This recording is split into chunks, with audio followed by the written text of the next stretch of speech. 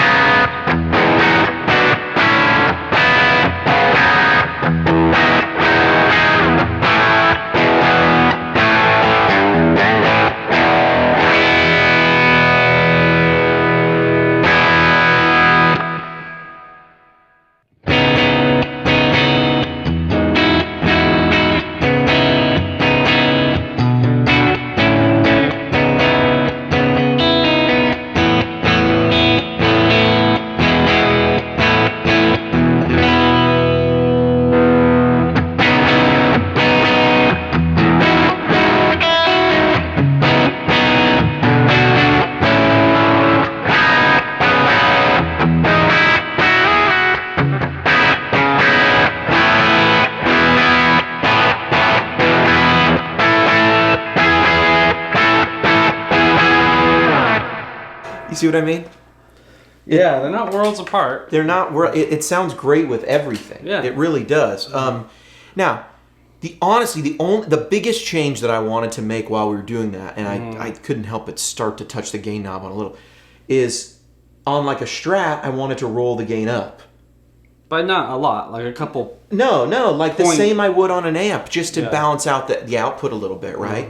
But not like a little bit. You know what I mean?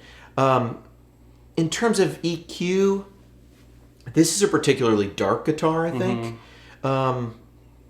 You could. Strat was bright. Yeah, I mean but they all sound like themselves. Yeah, you know what I mean. To me, what I've always gone for, and this has been the approach with the profiles, is I've always required pedals and guitars to sound good on every position with my gear. I've never really entertained guitars that like, oh, I like the sound of this, but I have to change my amp a whole bunch to make it sound good. And that's really kind of been my biggest problem with Jazzmasters. It's why it's been a challenge with Sparkle Jets. Those lower output pickups, the ones that are really sort of outliers. Obviously Strats and Tellys are lower than humbuckers, but a PAF and a Strat pickup and a Telly, at clean settings, the Strat or Telly might sound underpowered, but with a little change you can get there. You don't have to do a bunch of EQ or add a whole bunch of mids. And I look at the profiles the same way. I try to find spots on the amp that are gonna make sense, right? And so even though it's the blue guitar all the time, that people see in videos, and that's sort of been the main Tone Junkie guitar, right? It's the main like reference guitar. While you're profiling. Yeah, it's the main guitar, right? And I'll hand the guitar to you or to John too, and you'll play, or I'll play it while we're profiling and see how that all feels. But I grab a Strat, try it out. Right. We'll grab another guitar off a wall. How does it sound with this? Is it too dark? Is it on the darker side, the brighter side? You know what I'm saying? And so yeah, I think. Yeah, and that's not to say that, like, I've been known to have folders on Rig Manager that are for certain guitars, so that's not to say that there aren't some that shine more with a profile. 100%. And maybe could be what people are asking. Is with the. Sometimes I think of it the other way. Is like, this profile sounds great. You know what guitar would go awesome with that is that Telly. You know what I mean? I think that way. Like classic pairings, that kind of thing. But I think the point we're making here is it's not like a profile is amazing with one guitar and then just terrible with the next. Like, just give it a try. And, Obviously, Tellys and Voxes still sound amazing. Obviously, Strats and Plexi style amps are instant like Jimmy. Right. Totally. But a Telly and a Plexi, give it a try. Yeah. Jimmy Page did, and it worked for him. Right. Yeah, and sometimes just the next profile up could be really good too. Like, if you're playing something and you throw in a Telly or a Strat, just go up a profile. Yeah. And you're there. But this idea that like, well, I need P90s to make it sound its best, or they don't sound good with a Telly. That's what the controls are for. That's what reducing the definition is for. Right. And look, people have different pickups. Especially, I do think it's difficult with cheaper pickups. Especially like import guitars.